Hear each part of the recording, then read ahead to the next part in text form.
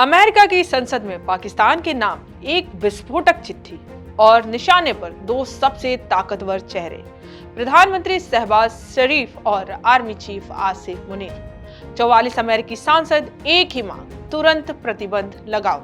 नमस्कार, मैं हूं आपके साथ गरिमा शर्मा और आप देख रहे हैं इंडिया.com। ये सिर्फ एक चिट्ठी नहीं, ये उस देश के खिलाफ एक अंतर्राष्ट्रीय चार्जशीट है जहां कहा जा रहा है कि सरकार जनता नहीं, सेना चला रही है।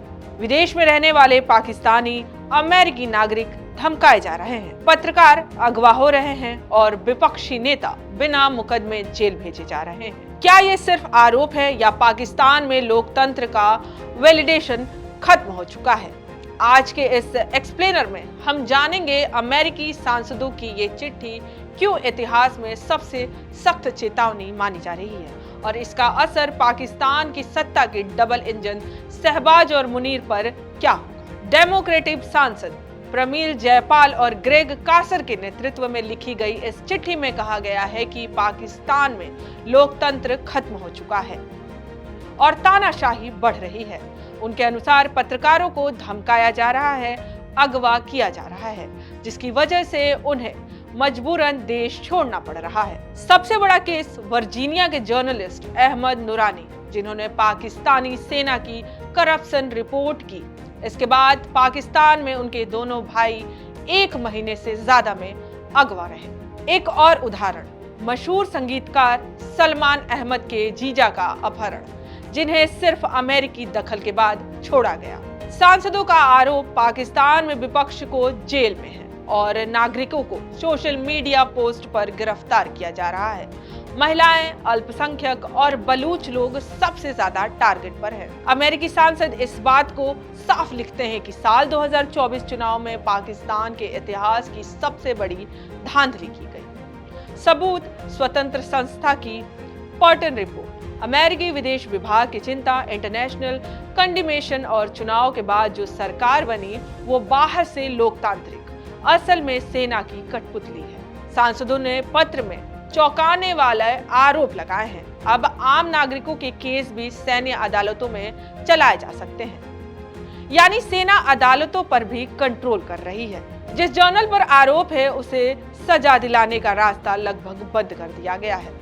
ये लोकतंत्र का नहीं, एक कमांड स्टेट का मॉडल है। अमेरिकी कानून के तहत 2 बड़े एक्शन संभव हैं। पहला, वीजा बैन, शहबाज शरीफ, आसिफ मुनीर और उनके परिवार के लोग अमेरिका में कदम तक नहीं रख पाए। दूसरा, संपत्ति की जब्ती, अमेरिका में रखी संपत्ति फ्रीज, बैंक खाते सीज, इंटरनेशनल लेन देन पर रोक। और ये वही कानून है जिसका इस्तेमाल अमेरिका दुनिया के सबसे खतरनाक मानवाधिकार अपराधियों पर करता है। साल 2025 में आसिफ मुनीर 2 बार डोनाल्ड ट्रंप से मिल चुके हैं। पहली बार व्हाइट हाउस में लंच पर, जिसके बाद बाहर प्रवासी पाकिस्तानी तानाशाह कातिल के नारे लगा रहे थे। सितंबर में मुनीर और शहबाज दोनों ट्रंप से मिले थे। ये बैठक 80 मिनट तक चली थी। अब उसी समय अचानक ये 44 सांसदों की चिट्ठी आना सीधा मैसेज, अमेरिका की सत्ता भले बदले, मानवाधिकार पर यूएस का रुख नहीं बदलेगा। इमरान खान 2 साल से जेल में बंद हैं। हाल ही में परिवार को उनसे मिलने नहीं दिया गया। सोशल मीडिया पर मौत की अफवाहें फैल गई, आक्रोश बढ़ा, जगह जगह हिंसा हुई। इसके बाद 27 दिन बाद 2 दिसंबर को परिवार को मिलने दिया गया। सांसदों की मांग, इमरान खान और सभी राजनीतिक कैदियों को तुरंत रिहा करो। 12 नवंबर को पाकिस्तान में हुआ 27वां संवैधानिक संशोधन, जिसकी सेना को लगभग असीमित शक्तियां मिल जाती। यही संशोधन मुनीर को चीफ ऑफ डिफेंस फोर्सेस बनाता है, लेकिन 29 नवंबर तक नोटिफिकेशन जारी होना था, जो अब तक खाली पड़ा है। क्यों? क्योंकि शहबाज शरीफ ने दस्तखत ही नहीं किए।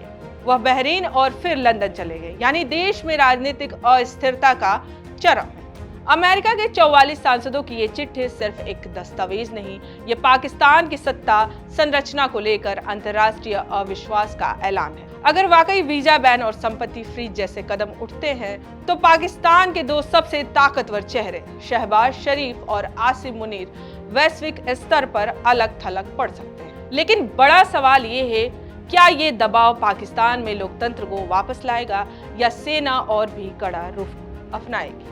और इमरान खान क्या अंतर्राष्ट्रीय दबाव उनकी रिहाई का रास्ता खोलेगा? ये आने वाले हफ्तों में तय होगा कि पाकिस्तान लोकतंत्र की तरफ लौटेगा या फिर गहरे तानाशाही की तरफ धकेला जाएगा। आप अपनी राय हमें कमेंट्स में जरूर बताएं। वीडियो पसंद आए तो लाइक, शेयर और India.com को सब्सक्राइब करना ना भूलें।